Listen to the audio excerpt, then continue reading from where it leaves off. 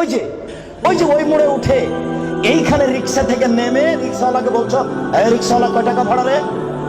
40 টাকা। হ্যাঁ বেটা, 20 টাকা ভাড়া, 40 টাকা চাও।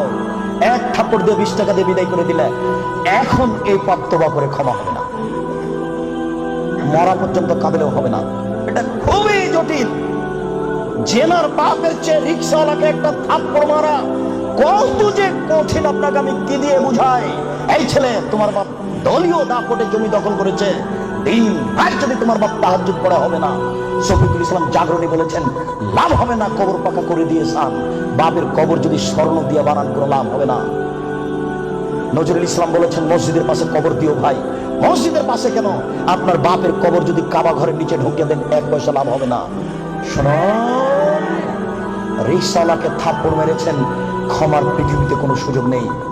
রিক্সাওয়ালাকে খুঁজে বের করতে হবে, খুঁজে বের করে হাতে বলতে হবে, ও রিক্সাওয়ালা, আমি বুঝতে পারিনি গো, তোমাকে এক থাপ্পড় মারা আমার ভুল হয়েছে, তুমি আমাকে মাফ করো। এই কথা বলার পূর্ব পর্যন্ত পৃথিবীতে কোথাও ক্ষমা নেই। এরা মানুষের সাথে জড়িত পাপ। এই ছেলে, তুমি দিন রাত গরু জবাই করা, কসাই গোস্ত বিক্রি করো, কোটি টাকা ইনকাম করো, তাতে আসে যায় না। কোটি টাকা ইনকাম করো, তাতে আসে যায় না। প্রত্যেক দাঁড়িতে 50 করে গোস্ত কম দিয়েছ, এখন ক্ষমা নেও দেখি। কিয়ামত পর্যন্ত তওবা করলে এই পাপ ক্ষমা হবে না।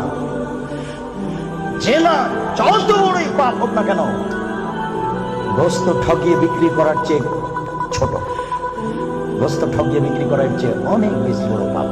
এই ছেলে, তুমি তো শহরে প্রতারণা দিয়ে ব্যবসা করছো, এটা দাম কত? 1500। তুমি জানো যে এর দাম 300। আচ্ছা 300 তুমি 500 চাও। চলন্ত বাজার যদি আর 2000 টাকা হয় তবু জায়েজ। তুমি জেনে শুনে বললে 1500 টাকা, তার মানে তুমি প্রতারণা দিয়েছ। একদিনে যদি কোটি টাকা ইনকাম হয় তবু তোমাকে একদিন ভিক্ষুক হতেই হবে। তুমি এইভাবে ব্যবস্থা কোনদিন সফলতা অর্জন করতে পারবে না। শোনো, ডবল দাম নেওয়া যায়, প্রমাণ 10 গুণ দাম নেওয়া যায় যদি চলন্ত বাজার সেটা হয়। প্রমাণ, আল্লাহ রাসূল বলেন, আনাস, এই যে 1 টাকা নাও, ছাগল কিনে নিয়ে আসো। আনাস বাজারে গিয়ে 1 টাকা দিয়ে ছাগল কিনে আরেক জায়গাতে 2 টাকায় বিক্রি করেছেন। 2 টাকা দিয়ে বিক্রি করে আবার 1 টাকা দিয়ে একটা ছাগল কিনেছেন আর 1 টাকা নিয়ে চলে এসেছেন। আল্লাহ রাসূল, এলেন একটা ছাগল আর একটা টাকা। আনাস, কি ব্যাপার? তোমাকে যে আমি টাকা দিয়েছি একটা ছাগল কেনার জন্য, তো টাকাও দিচ্ছ, ছাগলও যে দিচ্ছ। আল্লাহ রাসূল, আমি বাজারে একটা ছাগল কিনে ওকে 2 টাকায় বিক্রি করেছি, তারপরে 1 টাকা দিয়ে আরেকটা ছাগল কিনেছি আর 1 টাকা ফিরে নিয়ে এসেছি। আচ্ছা বারাকাল্লাহু ফি তিজারাতিক, আল্লাহ তোমার ব্যবসাতে বরকত দান করুক। কি বুঝলেন? ডবল দামে বিক্রি করেছি। ঢাকার ওই পারে যদি 1 টাকা বড় 600 টাকা গজ হয়, আর এই পারে যদি 1200 টাকা গজ হয় তবুও জায়েজ। হোমিও ডাক্তার আমাকে বলছে, আব্দুল রাজ্জাক সাহেব, মাত্র এই বোতলে 10 টাকার ওষুধ আছে, আমি এখান থেকে 1 ফোঁটা ওষুধ দিয়ে 3000 টাকা নিই। যদি টাকা কম নিই তাহলে তার ভরসা কমে যাবে। একদিন পরে আমার এসে বলছে ওষুধ দেন। কি করি, আমিও নিরুপায়। তখন এমনি পানি দিয়েছে, কিচ্ছু না, পানি দিয়েছে, দিয়ে 500 টাকা নিয়েছি।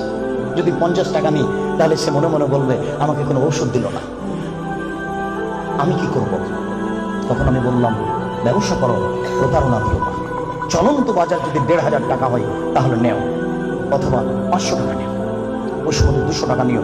তুমি বুঝতে পারছো এটা প্রতারণা, এমন কিছু করো না, জেনার চেয়ে এটা অনেক অনেক অনেক জোরে। সম্মানিত উপস্থিতি,